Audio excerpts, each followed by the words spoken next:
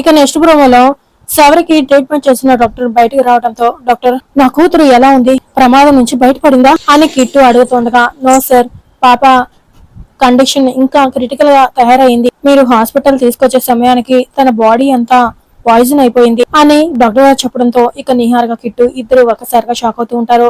ఇక తర్వాత వేదవతి ఫోన్ చేసి కృష్ణ సవరికి ఎలా ఉంది నాన్న అని అడుగుతుంటుంది. అస్సలు బాలేదమ్మా, ఒళ్ళంతా విషం ఎక్కేసిందని డాక్టర్లు చెప్తున్నారు. మరో అరగంటలో విషం విరుగుడైందంటే ఓకే, అలా కాకుండా ఒళ్ళంతా నీలం అయిపోయిందంటే ఎవరి బ్రతకటం కష్టం అంటున్నారమ్మా అని కిట్టు ఏడుస్తూ చెప్తూ ఉంటాడు. ఇక కిట్టు అలా చెప్పడంతో వేదవతితో పాటు ఇంట్లో వాళ్ళందరూ కూడా ఒక్కసారిగా షాక్ అవుతూ ఉంటారు. అది విన్న అక్షయ మనసు ఊరుకోలేక ఎవరికి తెలియకుండా తను ఒక్కతే హాస్పిటల్ వచ్చి మెల్లిగా శౌర్య రూమ్ లోకి వెళ్ళటానికి ప్రయత్నిస్తూ ఉంటుంది. మరి ఏం జరగబోతుంది? అక్షయ శౌర్య ఒంటిలో ఉన్న విషయాన్నంతా లాగేస్తుందా, లేక అమ్మవారిని వేడుకొని శౌర్య ప్రాణాన్ని ఎలాగైనా కాపాడుతుందా అనేది నెక్స్ట్ రాబోయే ఎపిసోడ్ లో తెలుసుకుందాం ఫ్రెండ్స్.